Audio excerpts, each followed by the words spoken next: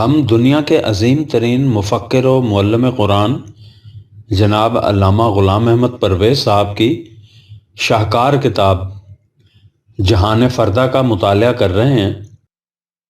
اس کتاب کا 19واں باب حصہ سوم، جس کا عنوان جہنم ہے، وہ پیش خدمت ہے۔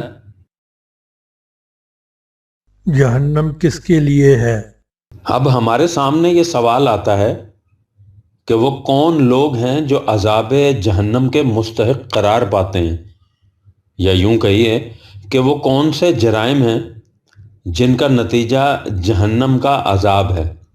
یہ سوال بڑا اہم ہے اور اسی لیے قرآن کریم نے بڑی تفصیل سے اس کا جواب دیا ہے۔ یہ اس لیے کہ ہر شخص کو نہایت وضاحت سے معلوم ہو جائے کہ کس کس قسم کے کام انسان کو جہنم کا مستوجب بنا دیتے ہیں، تاکہ وہ ان سے مجتنب رہے۔ اگر ضابطۂ خداوندی میں اس کی تصریح نہ کی جائے تو ملزم کے لیے اتمام میں حجت نہیں ہو سکتا۔ قرآن کریم میں بعض مقامات پر خود ان جرائم کا ذکر آیا ہے جن کا نتیجہ عذاب جہنم ہوتا ہے، لیکن بیشتر انسانوں کی ان شکوں یعنی کیٹیگریز کا ذکر کیا ہے جو جہنم میں جائیں گی۔ یہ اسی طرح ہے جیسے ضابطۂ تعزیرات میں کہیں یہ کہہ دیا جاتا ہے کہ بغاوت کی سزا موت ہے، اور کہیں یہ کہ باغیوں کو قتل کر دیا جائے گا۔ انسان اور دیگر اشیاء کائنات میں، جن میں تمام ذی حیات شامل ہیں، بنیادی فرق یہ ہے کہ انسان کو اختیار و ارادہ دیا گیا ہے اور دیگر مخلوقات مجبور پیدا کی گئی ہیں۔ یہ وجہ ہے کہ وہ مخلوق ان قوانین کی خلاف ورزی نہیں کرتی، کیونکہ وہ ایسا کر ہی نہیں سکتی جس کے مطابق زندگی بسر کرنے کے لیے اسے پیدا کیا گیا۔ لیکن انسان کو اس کا اختیار دیا گیا ہے کہ وہ جس روش کو چاہے اختیار کر لے۔ اس کا صاحب اختیار و ارادہ ہونا ہی اسے اس کے اعمال کا ذمہ دار ٹھہراتا ہے، اور اسی ذمہ داری کی وجہ سے جزا اور سزا یعنی نتائج اعمال کا سوال پیدا ہوتا ہے۔ اگر یہ بھی یعنی انسان دیگر اشیاء کائنات کی طرح ایک ہی روش پر چلنے کے لیے مجبور پیدا کیا جاتا تو اس کے لیے نہ غلط اور صحیح کا سوال پیدا ہوتا، نہ جنت اور جہنم کی تفریق۔ اس حقیقت کو قرآن کریم نے متعدد مقامات میں متنوع انداز سے واضح کیا ہے۔ مثلا سورہ ہود میں وَلَوْ شَاءَ رَبُّكَ لَجَعَلَ النَّاسَ أُمَّةً وَاحِدَةً، کہ اگر تیرے نشو و نما دینے والے کی مشیت ایسی ہوتی تو انسانوں کو پیدا ہی اس طرح کرتا کہ یہ سب ایک ہی روش پر چلتے، لیکن اس نے ایسا نہیں کیا۔ اس نے انسان کو راستے کے انتخاب کا اختیار دیا ہے۔ اس کا نتیجہ ہے کہ وَلَا يَزَالُونَ مُخْتَلِفِينَ، کہ ان میں ہمیشہ اختلاف رہتا ہے، کوئی ایک روش پر چلتا، کوئی دوسری پر۔ إِلَّا مَن رَحِمَ رَبُّكَ، البتہ وہ گروہ جو قوانین خداوندی کے مطابق زندگی بسر کرتا ہے، ان میں باہمی اختلاف نہیں ہوتا۔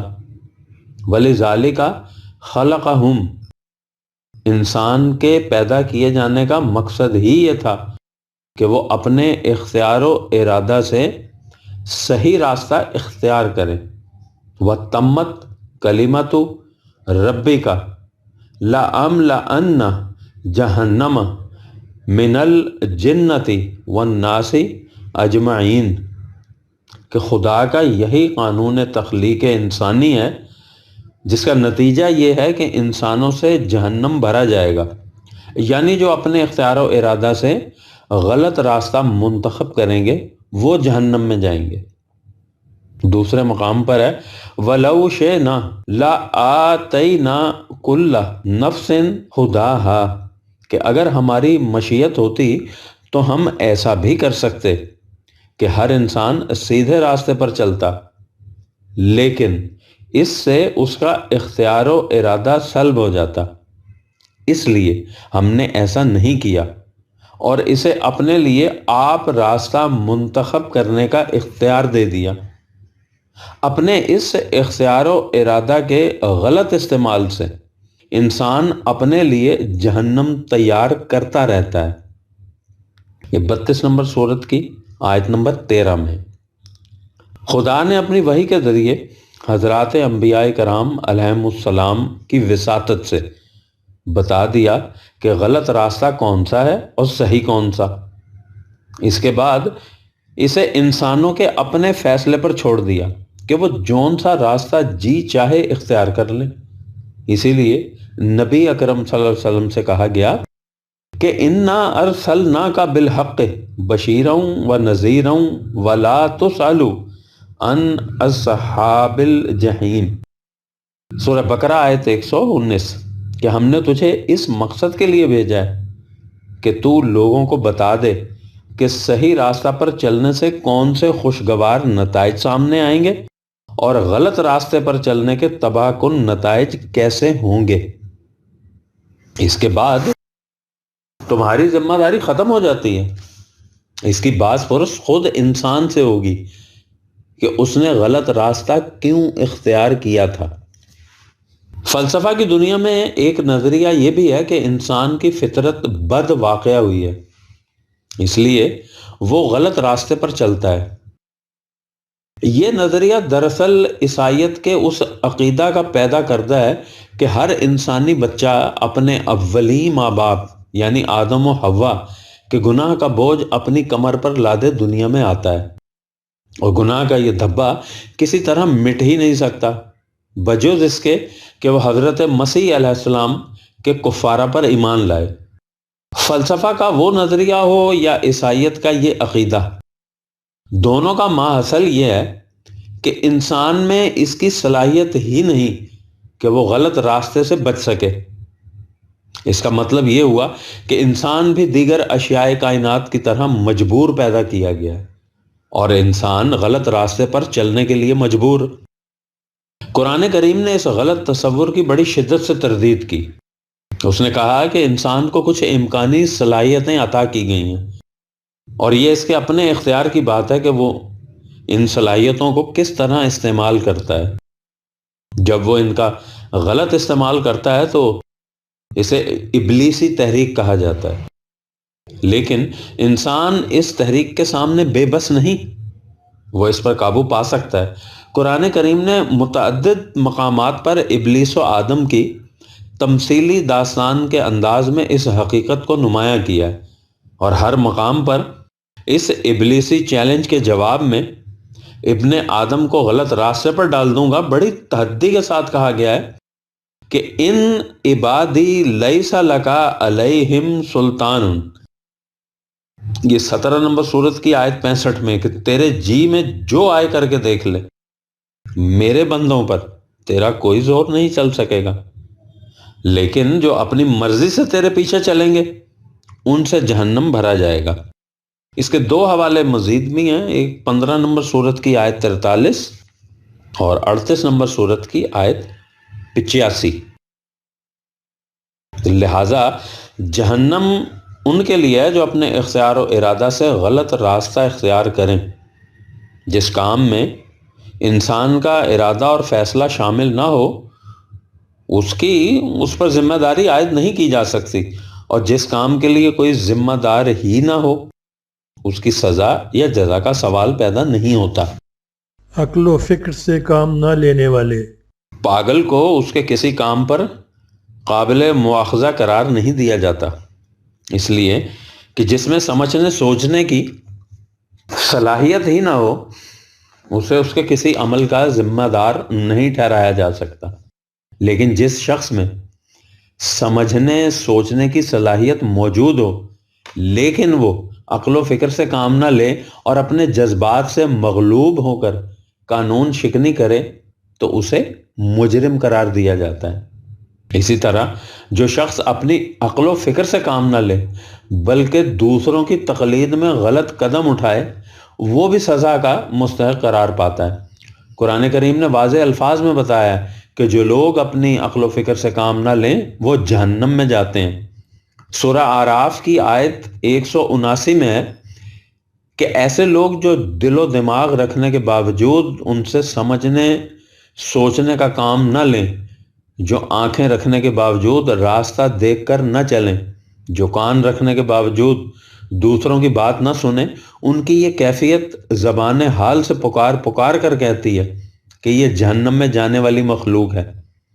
انہوں نے انسان ہونے کے باوجود اپنے آپ کو حیوانی سطح پر رکھ چھوڑا ہے، بلکہ ان کی حالت حیوانات سے بھی بدتر ہے کہ حیوانات میں سمجھنے سوچنے کی صلاحیت نہیں ہوتی، لیکن یہ اس صلاحیت کے باوجود مدہوشی کی زندگی بسر کرتے رہتے ہیں۔ یہ لوگ جو دنیا میں سماعت، بصارت اور قلب سلیم سے کام نہیں لیتے، قیامت کے دن اندھے، بہرے، گونگے اٹھائے جائیں گے۔ یہ بات 17 نمبر سورت کی آیت نمبر 97 میں کہی گئی ہے۔ ان سے کہا جائے گا کہ تم جہنم میں اس لیے جا رہے ہو کہ تم نے عقل و فکر سے کام نہ لیا۔ 36 نمبر سورت کی آیت نمبر 62۔ سورہ الملک میں اس حقیقت کو بڑے بصیرت افروز انداز سے بیان کیا گیا ہے۔ کہا گیا ہے کہ جب یہ لوگ جہنم میں داخل ہوں گے تو جہنم کے داروغے ان سے پوچھیں گے کہ کیا تمہارے پاس خدا کے پیغامبر نہیں آئے تھے جو تمہیں غلط اور صحیح راستے میں خط امتیاز کھینچ کر بتا دیتے؟ تو وہ کہیں گے کہ ہاں آئے تھے۔ تو وہ کہیں گے کہ پھر کیا ہوا کہ تم جہنم میں آ گئے؟ وہ جواب دیں گے کہ لو کننا نسمع او نعقل فی اصحاب السعیر، کہ اگر ہم ان کی بات توجہ سے سنتے یا عقل و فکر سے کام لیتے تو ہمارا شمار اہل جہنم میں نہ ہوتا۔ لہٰذا جہنم ان کا ٹھکانہ ہے جو سمجھنے سوچنے کی صلاحیت رکھنے کے باوجود عقل و فکر سے کام نہیں لیتے۔ انہی میں وہ لوگ بھی شامل ہیں جو مذہبی پیشواؤں یا سیاسی لیڈروں کے پیچھے آنکھیں بند کیے چلے جاتے ہیں۔ چنانچہ سورہ احزاب میں آیت 67 میں ہے کہ اہل جہنم کہیں گے کہ ربنا انا اطعنا ساداتنا و کبرانا فاضلونا السبیل، کہ اے ہمارے نشو و نما دینے والے، ہم اپنے لیڈروں اور عزت مآب مذہبی پیشواؤں کی اطاعت کرتے رہے اور انہوں نے ہمیں صحیح راستے سے بھٹکا دیا۔ اس سے آگے ہے کہ وہ خدا سے درخواست کریں گے کہ ان لیڈروں اور رہنماؤں کو دوہرا عذاب دیا جائے، ایک تو ان کی اپنی گمراہی کی وجہ سے اور دوسرا اس لیے کہ وہ اوروں کو بھی گمراہ کرتے تھے۔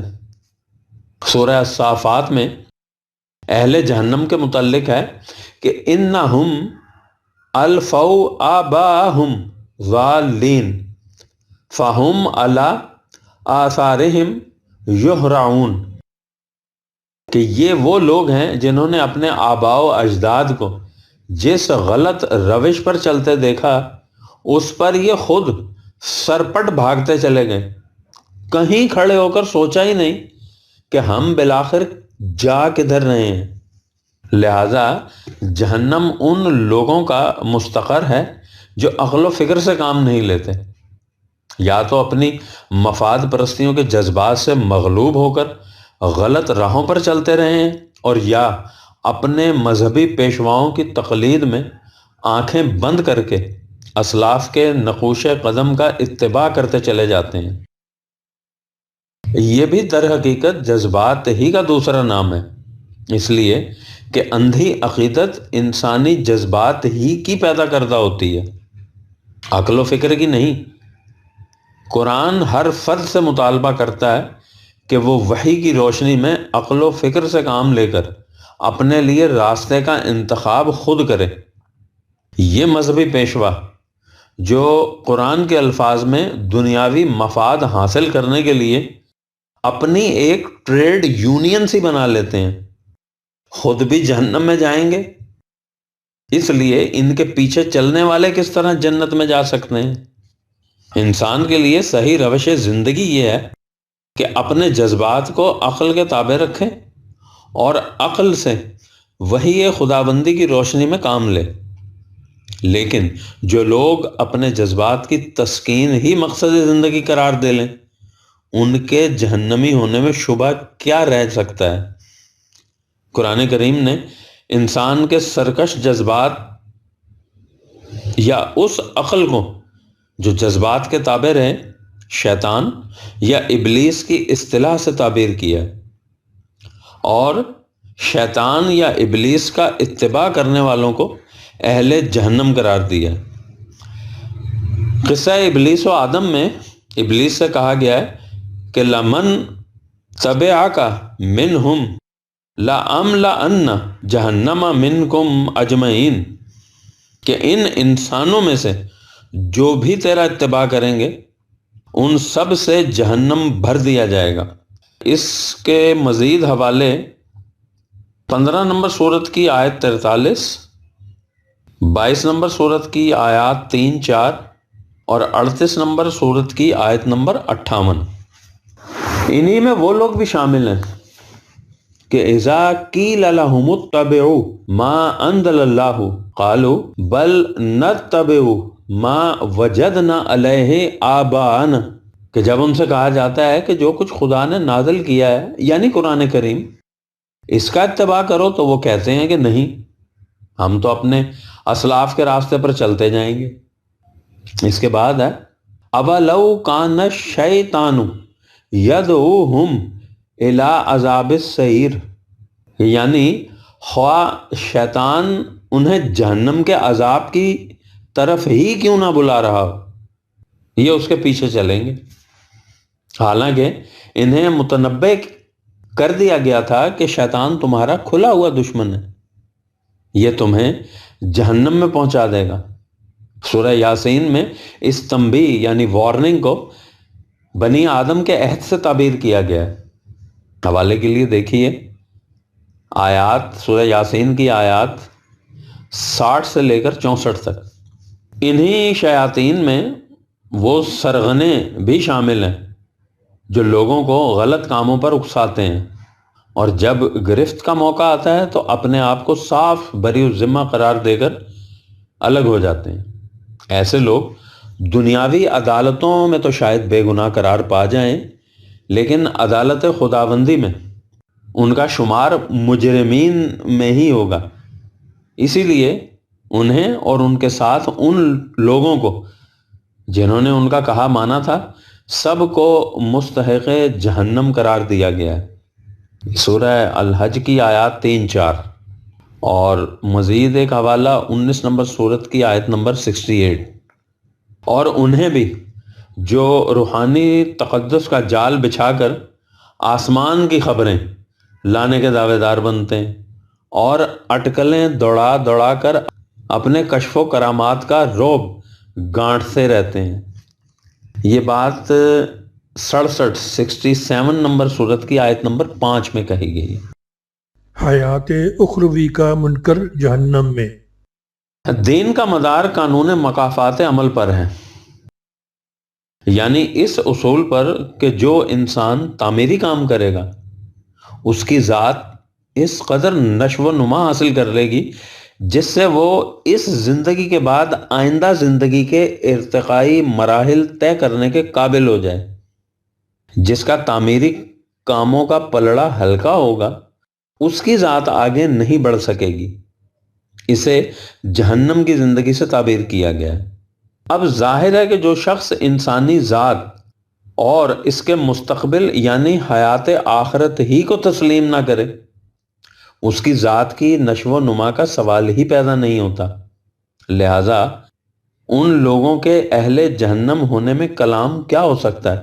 قرآن کریم نے متعدد مقامات میں کہا ہے کہ جو لوگ آخرت پر ایمان نہیں رکھتے وہ اہل جہنم میں سے ہیں۔ حیوان اور انسان میں بنیادی فرق یہ ہے کہ حیوان کی زندگی محض طبعی زندگی یعنی فزیکل لائف ہوتی ہے جو موت کے ساتھ ختم ہو جاتی ہے، اور انسان کی زندگی موت کے بعد بھی آگے چلتی ہے۔ لہذا جو شخص تسلسل حیات کا قائل نہیں، وہ انسان اور حیوان میں فرق نہیں کرتا، وہ حیوانی سطح پر زندگی بسر کرتا ہے، لیکن اس کے تسلسل حیات کو تسلیم نہ کرنے کے یہ معنی نہیں کہ اس کی زندگی کا خاتمہ بھی موت کے ساتھ ہو جاتا ہے۔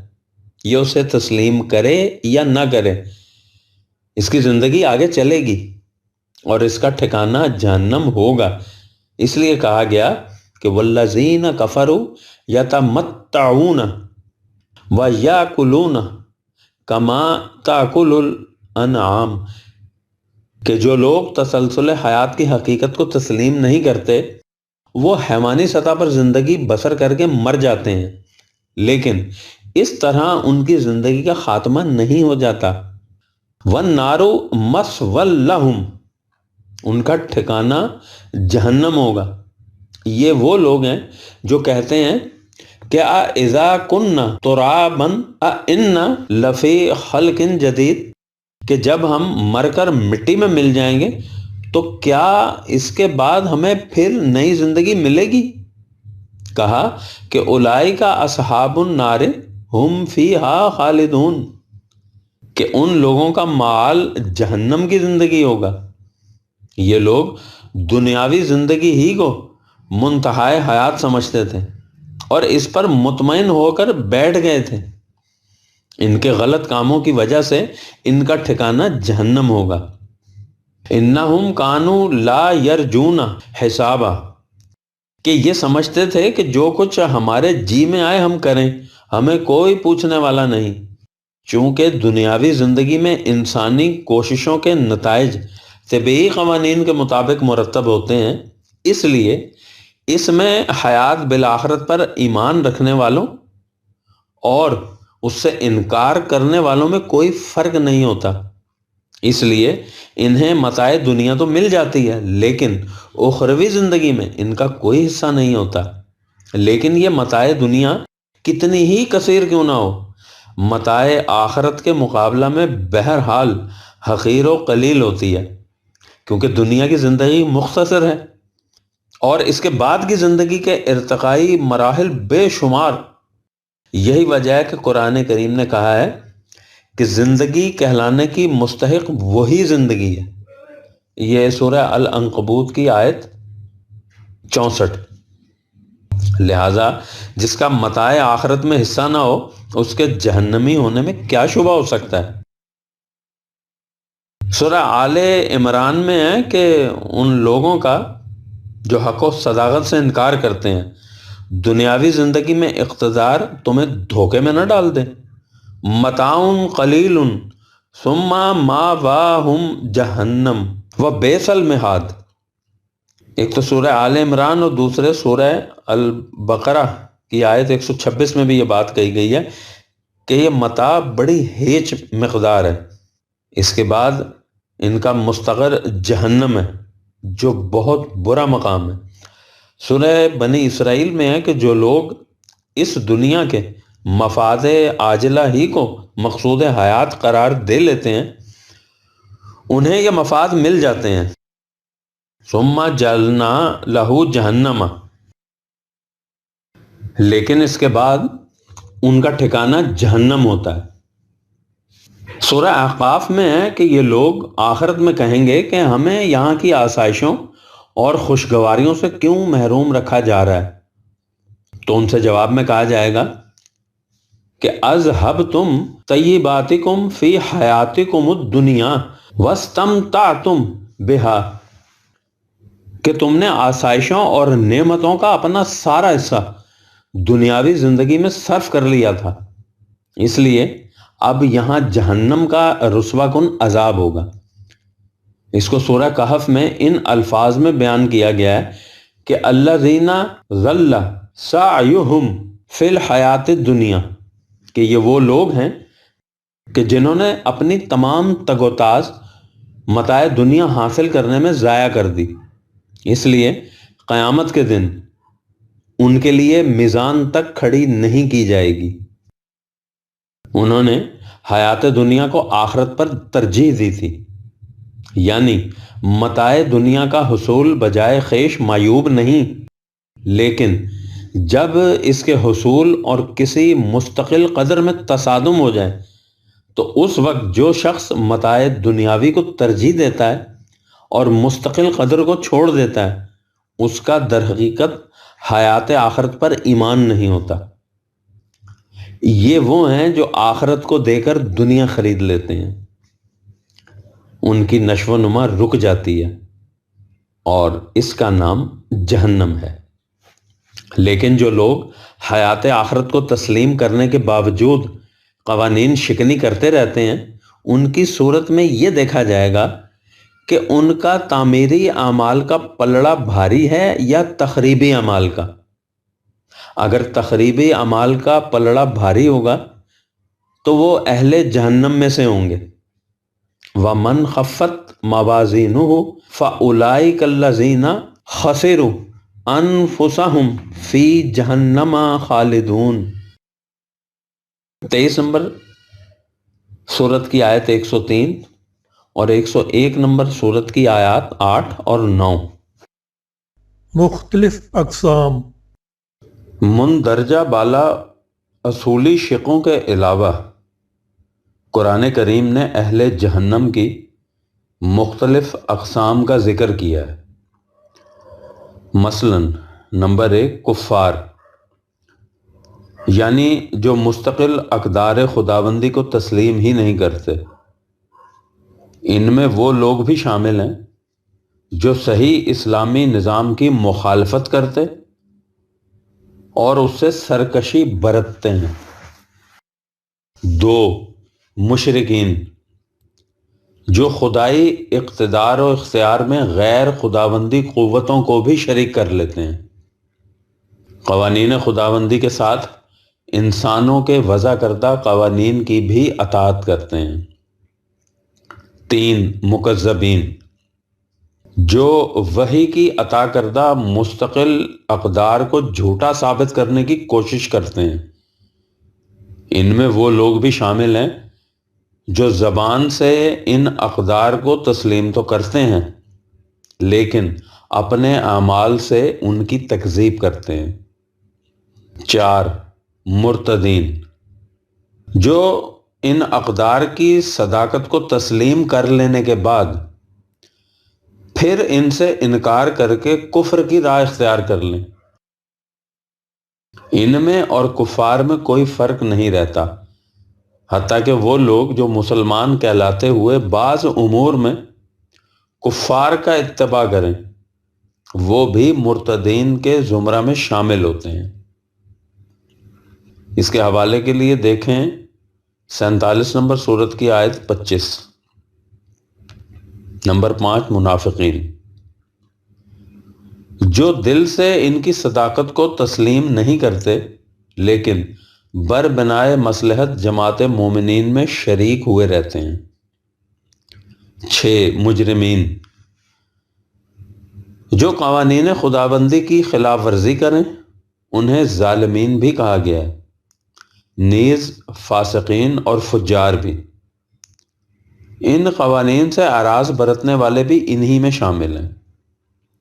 قرآن کریم میں ان تمام اقسام کے متعلق بے شمار آیات ہیں جن میں کہا گیا ہے کہ یہ اہل جہنم میں سے ہیں۔ عدم گنجائش کی بنا پر ان آیات کا استیعاب مشکل ہے، اس لیے ان میں سے ایک ایک دو آیات پر ہی اکتفا کیا جائے گا۔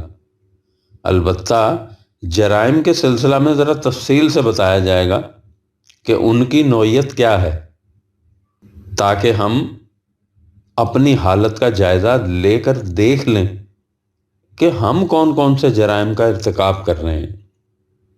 سورہ بنی اسرائیل میں ہے وَجَعَلْنَا جَهَنَّمَ لِلْكَافِرِينَ حَصِيرًا، اور ہم نے کفار کو محصور کرنے کے لیے جہنم بنایا ہے۔ سورہ یاسین میں ہے کہ کفار سے کہا جائے گا کہ یہ وہ جہنم ہے جس سے تمہیں متنبع کیا جاتا تھا، اصلوہل یوم بما کنتم تکفرون، کہ تم اپنے کفر کی وجہ سے اس میں داخل ہو جاؤ۔ سورہ فاطر آیت 36 میں ہے والذین کفروا لہم نار جہنم، کہ جو لوگ کفر کرتے ہیں ان کے لیے جہنم کی آگ ہے۔ واضح رہے کہ قرآن کریم نے وضاحت سے بتا دیا ہے کہ اجزائے ایمان کیا ہیں، اور ان سے انکار کا نام کفر ہے۔ ایمان کے متعلق سورہ بقرہ میں ہے آیت 177 میں وَلَٰكِنَّ الْبِرَّ مَنْ آمَنَ بِاللَّهِ وَالْيَوْمِ الْآخِرِ وَالْمَلَائِكَةِ وَالْكِتَابِ وَالنَّبِيِّينَ، کہ کشاد کی راہ اس کے لیے ہے جو ایمان لائے اللہ پر، آخرت پر، ملائکہ پر، کتب پر اور نبیوں پر۔ دوسری جگہ سورہ النساء کی آیت 36 میں ہے وَمَن يَكْفُرْ بِاللَّهِ وَمَلَائِكَتِهِ وَكُتُبِهِ وَرُسُلِهِ وَالْيَوْمِ الْآخِرِ فَقَدْ ضَلَّ ضَلَالًا بَعِيدًا، کہ جس نے اللہ، ملائکہ، کتب، رسل اور یوم آخرت سے انکار کیا وہ بہت بڑی گمراہی میں جا پڑا۔ ایمان کے متعلق اس کی بھی تصریح کر دی کہ اس سے یہ مطلب نہیں کہ اللہ، کتب، رسل، ملائکہ اور آخرت کے متعلق کوئی جس قسم کا تصور بھی چاہے رکھے اسے اس کا ایمان سمجھ لیا جائے گا، بالکل نہیں۔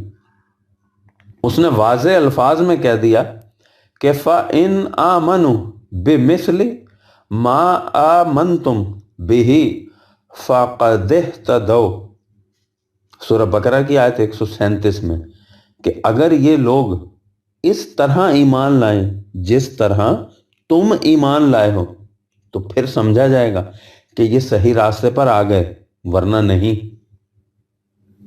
اور یہی وجہ ہے کہ قرآن کریم اور تو اور اہل کتاب یعنی یہود، نصارہ وغیرہ کو بھی مومن باللہ تسلیم نہیں کرتا۔ ایمان کے لیے بما نزل علی محمد، کہ جو کچھ محمد صلی اللہ علیہ وسلم پر نازل کیا گیا ہے اس پر ایمان لانا بنیادی شرط ہے۔ اس کے لیے دیکھیے سورہ محمد کی آیت نمبر 2۔ اور جو شخص ایمان لانے کے بعد پھر کفر اختیار کر لیتا ہے اس کا سابقہ ایمان اسے کچھ فائدہ نہیں دیتا، وہ بھی کفار کی طرح اہل جہنم میں شمار کیا جاتا ہے۔ دیکھیے سورہ بقرہ کی آیت 217۔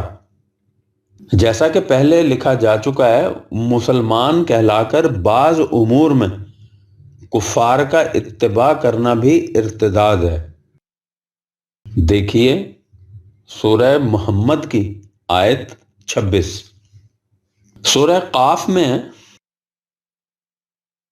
الذی جعل مع اللہ الہا آخر فالقیاہ فی العذاب الشدید، 50 نمبر سورت کی آیت 26، کہ جو خدا کے ساتھ کسی اور کو بھی صاحب اقتدار سمجھتا ہے اسے جہنم کے عذاب شدید میں ماخوذ کر دو۔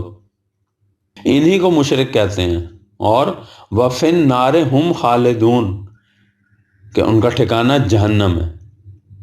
واضح رہے کہ مشرک وہی نہیں جو بتوں کی پرستش کرتے ہیں۔ جو بھی قوانین خداوندی کے ساتھ یعنی جو قرآن میں مذکور ہیں انسانوں کے خود ساختہ قوانین کی اطاعت کرتا ہے وہ شرک کرتا ہے، حتیٰ کہ دین میں فرقے پیدا کرنے والے بھی مشرک ہیں۔ دیکھیے 30 نمبر سورت کی آیات 30 اور 31۔ عیسائیوں کے متعلق قرآن کریم نے واضح الفاظ میں کہہ دیا کہ جو لوگ مسیح علیہ السلام کو خدا کا بیٹا کہتے ہیں یا تثلیث کے قائل ہیں وہ کفر بھی کرتے ہیں اور شرک بھی، ان پر جنت حرام ہے۔ وَمَأْوَاهُ النَّارُ، سورہ المائدہ کی آیت 72 اور 73، اور ان کا ٹھکانہ جہنم ہے۔ وہ تمام اہل کتاب اور کفار اور مشرکین کو ایک ہی زمرے میں شمار کرتا ہے۔ دیکھیے 98 نمبر سورت کی آیت نمبر 6۔ اور شرک تو ایسا جرم عظیم ہے جس کی روح سے آئی ہوئی تباہی سے حفاظت کا سامان ہی نہیں مل سکتا۔ سورہ النساء کی آیت 116 میں ہے، ان اللہ لا یغفر ان یشرک بہ۔ واضح رہے کہ مشرکانہ رسوم ادا کرنے والوں کا شمار بھی مشرکین ہی میں ہوتا ہے، اور وہ بھی جہنم کے سزاوار ہوتے ہیں۔ دیکھیے سورہ النساء کی آیات 119، 20 اور 21۔ جب شرک ایسا جرم عظیم ہے تو جو لوگ خود خدا بن بیٹھیں ان کے اہل جہنم ہونے میں کیا کلام ہو سکتا ہے؟ اس کے لیے دیکھیے 21 نمبر سورت کی آیت نمبر 29۔ یہ بھی جہنم میں اور ان کے پرستار بھی جہنم میں۔ اس کے لیے دیکھیے 21 نمبر سورت ہی کی آیت نمبر 98۔ مکذبین کے لیے جہنم۔ سورہ طور میں ہے، اس دن مکذبین کے لیے بڑی تباہی ہوگی جب انہیں جہنم کی طرف بلایا جائے گا اور کہا جائے گا کہ یہ ہے وہ عذاب نار جس کی تم تکذیب کیا کرتے تھے۔ آیات 11، 12، 13 اور 14۔ سورہ اعراف میں آیت 40 اور 41 میں ہے، ان الذین کذبوا بآیاتنا، کہ جو لوگ ہمارے قوانین کی تکذیب کرتے ہیں، لہم من جہنم مہاد، وہ کبھی جنت میں داخل نہیں ہو سکیں گے، ان کا گہوارہ جہنم ہوگا۔ سورہ واللیل میں ہے کہ جہنم اس کے لیے ہے الذی کذب وتولی، کہ جو قوانین خداوندی کی تکذیب کرتا ہے اور ان سے گریز کی راہیں تراشتا ہے۔ منافق تو اس دنیا میں بھی ایک ایک سانس میں جہنم میں رہتا ہے، اس کا سینہ جس کشمکش کی آماج گاہ بنا رہتا ہے اور اس سے جو قلبی اضطراب پیدا ہوتا ہے وہ مستقل عذاب ہوتا ہے۔ یہ جہنم اس دنیا کی ہے اور یہی جہنم آگے بڑھ کر اخروی زندگی کا عذاب نار بن جاتا ہے۔ قرآن کریم نے کفار اور منافقین کو ایک ہی زمرہ میں شمار کیا ہے اور رسول اللہ صلی اللہ علیہ وسلم سے کہا ہے کہ جاہد الکفار والمنافقین واغلظ علیہم وماواہم جہنم، کہ کفار اور منافقین کے خلاف جہاد کرو اور ان کے مقابلہ میں بڑی شدت برتو، ان کا ٹھکانہ جہنم ہے۔ اس کا ایک اور حوالہ ہے سورہ توبہ کی آیت 73۔ بلکہ منافقین کے متعلق یہاں تک کہا ہے کہ ان المنافقین فی الدرک الاسفل من النار، سورہ النساء کی آیت 145، کہ وہ جہنم کے سب سے نچلے حصہ میں ہوں گے، یعنی کفار سے بھی زیادہ شدید عذاب میں مبتلا۔ جن لوگوں نے مدینہ میں ایک جداگانہ مسجد تعمیر کی تھی تاکہ اس سے مسلمانوں میں تفرقہ پڑ جائے، ان کے متعلق کہا ہے کہ ان کی یہ تخریبی کاروائی اضطراب پیہم کی ایسی آتش خاموش بنے گی جس سے ان کے دل ٹکڑے ٹکڑے ہو جائے گا، اور یہ مسجد اور اس کے بنانے والے سب داخل جہنم ہوں گے۔ دیکھیے سورہ توبہ کی آیات 107، 8، 9 اور 10۔ جو لوگ اپنی دولت اور قوت کے نشہ میں بدمست اسلامی نظام کے خلاف سرکشی پر اتر آتے ہیں یا اس کے قیام کی راہ میں روڑے اٹکاتے ہیں، ان کا ٹھکانہ بھی جہنم ہوتا ہے۔ اس دنیا میں بھی اور اخروی زندگی میں بھی۔ سورہ توبہ میں ہے آیت 63، الم یعلم انہ من یحاد الم یعلم انہ من یحاد اللہ ورسولہ فان لہ نار جہنم خالدا فیہا ذالک الخزی العظیم، کہ کیا ان لوگوں کو معلوم نہیں کہ جو خدا اور اس کے رسول یعنی اسلامی نظام کے خلاف اٹھتا ہے اس کا ٹھکانہ جہنم ہوگا، اور یہ بہت بڑی ذلت اور رسوائی کا مقام ہوگا۔ اس کے مزید 2 حوالے ہیں، ایک سورہ النساء کی آیت 14 اور ایک 72 نمبر سورت کی آیت 23۔ سورہ حج آیت 51 میں ہے کہ جو لوگ اس بات کی کوشش کرتے ہیں کہ قوانین خداوندی کو بے بس بنا دیں یعنی انہیں چلنے نہ دیں، وہ اہل جہنم میں سے ہیں۔ سورہ مومن آیت 60 میں ہے کہ جو لوگ خدا کی محکومیت اختیار کرنے سے تکبر کرتے ہیں وہ ذلیل و خوار ہو کر جہنم میں داخل ہوں گے۔ دوسرے مقام پر انہیں اعداء اللہ یعنی اللہ کے دشمن کہا ہے اور ان کا انجام جہنم بتایا ہے۔ دیکھیے 41 نمبر سورت کی آیت نمبر 28۔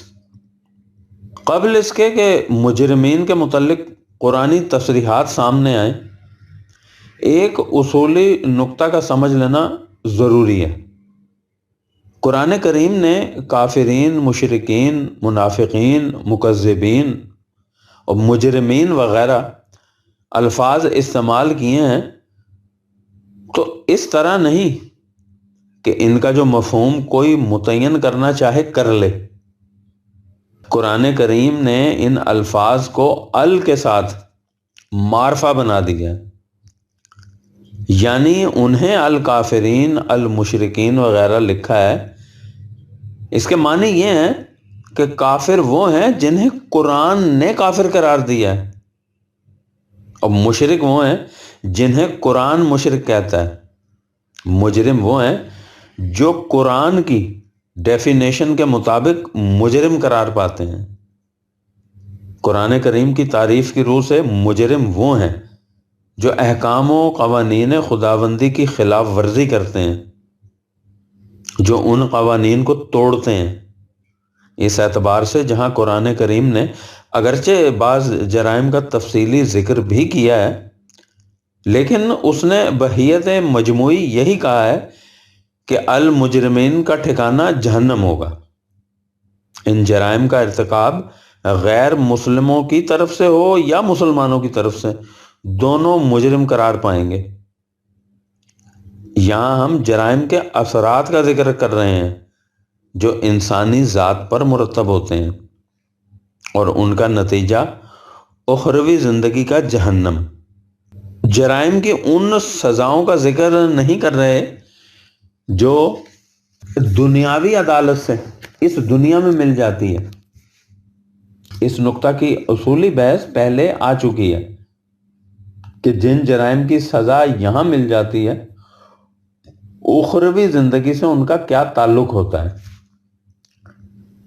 اجمالی طور پر سورہ قمر میں ہے ان المجرمین فی ضلال و سعر یوم یسحبون فی النار علی وجوہہم ذوقوا مس سقر،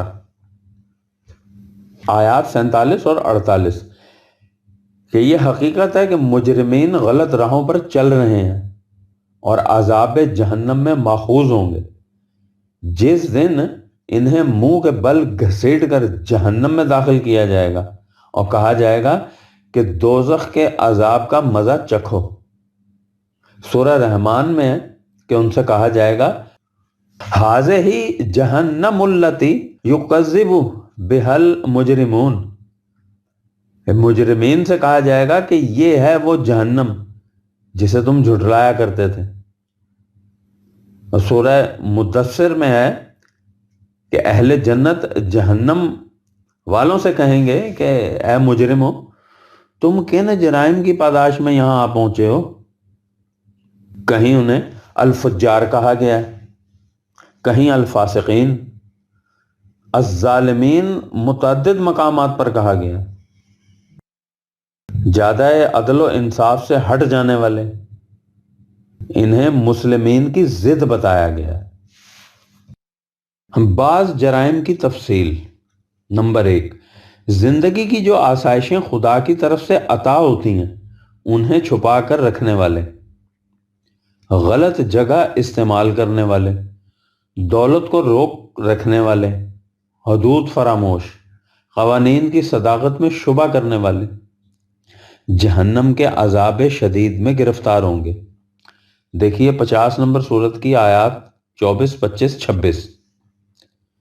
نمبر 2، علماء و مشائخ، جو لوگوں کا مال ناحق کھا جاتے ہیں اور اپنی مفاد پرستیوں کی وجہ سے لوگوں کو خدا کے راستے کی طرف آنے سے روکتے ہیں۔ دیکھیے سورہ توبہ کی آیت 34۔ نمبر 3، دولت کو محض اپنے مفاد کے لیے جمع کرنے والے اور اسے نوع انسانی کی منفعت عامہ کے لیے صرف نہ کرنے والے جہنم کے سخت عذاب میں ہوں گے۔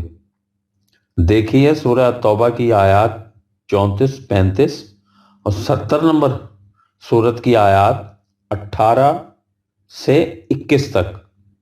سورہ الہمزہ میں ہے کہ تباہی ہے ہی اس کے لیے، جمع مالًا وعددہ یحسب ان مالہ اخلدہ ممددہ، کہ جو دولت جمع کرتا ہے اور پھر اسے گنتا رہتا ہے اور اس طرح 99 کے پھیر میں پڑ جاتا ہے۔ کیا وہ سمجھتا ہے کہ اس کا مال و دولت اسے حیات جاوید عطا کر دے گا؟ بالکل نہیں، اسے جہنم کی آگ میں جھونکا جائے گا۔ یہ وہ آگ ہے جس کے شعلے دلوں کو لپیٹ لیتے ہیں، یہ بڑے بڑے ستونوں میں بند ہے اور ان مجرمین کو اپنے اندر لیے ہوئے۔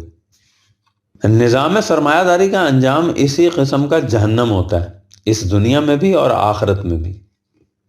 نمبر 4، خدا کے دین کو، یعنی جو اس نے قرآن کریم میں محفوظ کر کے دیا ہے، لوگوں کی نگاہوں سے اوجھل رکھنے والے یا دین فروشی کرنے والے۔ دیکھیے سورہ بقرہ کی آیات 174 اور 175۔ نمبر 5، لوگوں کا مال ناجائز طریقوں سے کھا جانے والے۔ دیکھیے سورہ النساء کی آیات 29 اور 30۔ یاد رہے کہ ہر وہ طریق جس کی اجازت قرآن کریم نے نہیں دی ناجائز ہے، اس میں یتیموں کا مال ہڑپ کرنے والے بالخصوص شامل ہیں۔ سورہ النساء کی آیت 10۔ نمبر 6، محض سرمایہ پر نفع کمانے والے، خواہ وہ کسی کو قرضہ دے کر زائد وصول کرنے کی شکل میں ہو یا کسی اور طرح روپیہ انویسٹ کر کے اس سے نفع حاصل کرنے کی شکل میں، اسے ربا کہتے ہیں۔ اس کا نتیجہ اس دنیا میں بھی جہنم ہے اور آخرت میں بھی۔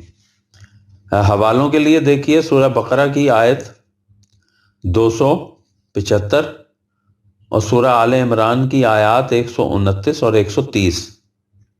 نمبر 7، ان لوگوں کے رزق کا انتظام نہ کرنے والے جن کا چلتا ہوا کاروبار رک گیا ہو یا وہ کام کرنے کے قابل نہ رہے ہوں، وہ لمبی چوڑی باتیں بناتے رہیں اور عملاً اس قسم کے رفاہ عامہ کے کام نہ کریں۔ یہ وہ ہیں جو مسلین یعنی نمازی ہونے کے باوجود در حقیقت مسلین یعنی قوانین خداوندی کا اتباع کرنے والے نہیں ہوتے۔ حوالے کے لیے دیکھیے 74 نمبر سورت کی آیات 41 سے لے کر 45 تک۔ جو لوگ رزق کے سرچشموں پر سانپ بن کر بیٹھ جائیں اور خالی نمازیں پڑھ کر سمجھ لیں کہ ہم مسلمین ہو گئے، ان کے لیے تباہی ہے۔ حوالے کے لیے دیکھیے سورہ الماعون کی آیات 4، 5، 6، 7۔ حقیقی مسلمین وہ ہیں جن کے مال و دولت میں ہر محتاج و مسکین کا حق معلوم ہوتا ہے۔ حوالے کے لیے دیکھیے 70 نمبر سورت کی آیات 22 سے 25 تک۔ نمبر 8، جو لوگ معاشرہ میں تنہا رہ جائیں، ان کی عزت نہ کرنے والا، لوگوں کو اس کی ترغیب نہ دلانے والا کہ محتاجوں اور مسکینوں کے سامان رزق کا بندوبست کرنا چاہیے، جو مال و دولت وراثت میں ملے یہ سمجھنے والا کہ وہ اس کا واحد مالک ہے، پھر سرمایہ کے زور پر ایسا انتظام کرنے والا کہ دوسروں کے گاڑھے پسینے کی کمائی چاروں طرف سے سمٹ سمٹا کر اس کے پاس آتی چلی جائے۔ حوالے کے لیے دیکھیے 89 نمبر سورت کی آیات 17، 18، 19، 20۔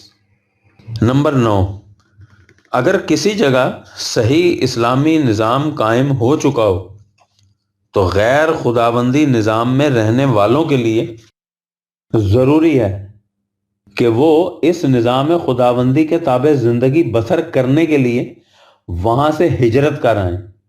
جو لوگ ایسا کر سکنے کی استطاعت کے باوجود ایسا نہ کریں بلکہ غیر خداوندی نظام میں مطمئن ہو کر بیٹھے رہیں، ان کا ٹھکانہ جہنم ہے۔ حوالے کے لیے دیکھیے سورہ النساء کی آیات 97 اور 98۔ نمبر 10، بلا علم و دلیل اور قرآنی سند کے بغیر دین خداوندی کے خلاف جھگڑے کرنے والے۔ حوالے کے لیے دیکھیے سورہ حج کی آیات 8 اور 9۔ نمبر 11، قوانین خداوندی کو مذاق سمجھنے والے، یعنی انہیں سیریسلی نہ لینے والے۔ حوالے کے لیے دیکھیے 18 نمبر سورت کی آیت 106۔ اب قرآنی حقائق کے متعلق یہ کہنے والے کہ یہ محض اگلے لوگوں کی کہانیاں ہیں، یا قوانین خداوندی میں افراط و تفریط سے کسی ایک طرف نکل جانے والے، اسے الحاد کہا جاتا ہے۔ دیکھیے 41 نمبر سورت کی آیت 40۔ یا خدا کے بارے میں مذاق کرنے والے، دیکھیے سورہ آل عمران کی آیت 180۔ نمبر 12، خدا کی طرف غلط باتیں منسوب کرنے والے، 16 نمبر سورت کی آیت نمبر 62۔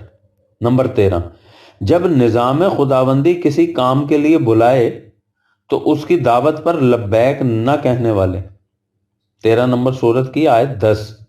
یا اس کے قوانین کی محکومیت اختیار کرنے سے تکبر برتنے والے، 40 نمبر سورت کی آیت 60۔ میدان جنگ سے پیٹھ دکھا کر بھاگ جانے والے، 8 نمبر سورت کی آیات 15 اور 16۔ نمبر 14، کسی مومن کو بال ارادہ قتل کر دینے والا، سورہ النساء کی آیت 93۔ حتیٰ کہ مومن مردوں یا عورتوں کو اذیت پہنچانے والا بھی۔ اس کے حوالے کے لیے دیکھیے 33 نمبر سورت کی آیت 57 اور 85 نمبر سورت کی آیت 10۔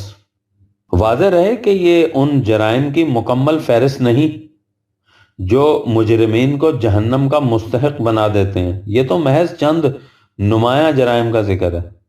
اس قسم کی تفصیلی فہرست کے لیے ایک مستقل تصنیف کی ضرورت ہے۔ اصولاً قرآن کریم نے بتا دیا کہ حسنات کے حامل جنت میں ہوں گے اور سیئات کے مرتکبین جہنم میں۔ حوالے کے لیے دیکھیے 27 نمبر سورت کی آیت 90۔ اور حسنات اور سیئات کی تفصیل سے سارا قرآن بھرا ہوا ہے، چند ایک کا خصوصی ذکر ہے۔ قرآن کریم نے فرعون کو سیاسی استبداد کے نمائندہ کی حیثیت سے پیش کیا ہے، اس لیے اس کے اور اس کی قوم کے اہل جہنم ہونے کا خصوصیت سے ذکر کیا ہے، اور کہا ہے کہ وہ اپنی قوم کی قیادت کرتا ہوا اسے جہنم میں لے گیا۔ 11 نمبر سورت کی آیت نمبر 90۔ اس کو ان لوگوں کا امام یعنی لیڈر قرار دیا ہے جو جہنم کی طرف دعوت دیتے ہیں، 28 نمبر سورت کی آیت نمبر 41، اور کہا ہے کہ وہ مسلسل جہنم کے عذاب میں ماخوذ ہیں۔ حوالے کے لیے دیکھیے 40 نمبر سورت کی آیت 41 اور 46۔ رسول اللہ صلی اللہ علیہ وسلم کے زمانے میں اسلامی نظام کے قیام کا سب سے زیادہ شدید مخالف کعبہ کا متولی اور بہت بڑا سرمایہ دار حضور صلی اللہ علیہ وسلم کا چچا ابو لہب تھا۔ قرآن کریم نے اس کے عزائم کی شکست کا ذکر کرتے ہوئے اسے اور اس کے منصوبوں میں اس کی شریک کار، اس کی بیوی کے اہل جہنم ہونے کا خصوصیت سے ذکر کیا ہے۔ اسی طرح اس نے حضرت نوح علیہ السلام اور حضرت لوط علیہ السلام کی بیویوں کا ذکر کیا ہے، جس سے یہ بتانا مقصود ہے کہ اگر نبی کی بیوی بھی اس کے پیغام پر ایمان نہیں لاتی تو اس کا نبی کی بیوی ہونا اس کے کسی کام نہیں آ سکتا، وہ بھی جہنم میں داخل ہوگی۔ حوالے کے لیے دیکھیے 66 نمبر سورت کی آیت 10۔ میزان خداوندی میں وزن اعمال کا ہے، کسی کی رشتہ داری کا نہیں، نہ کسی کے ساتھ دوست داری کے تعلقات کا۔ دیکھیے 37 نمبر سورت کی آیات 51 تا 55۔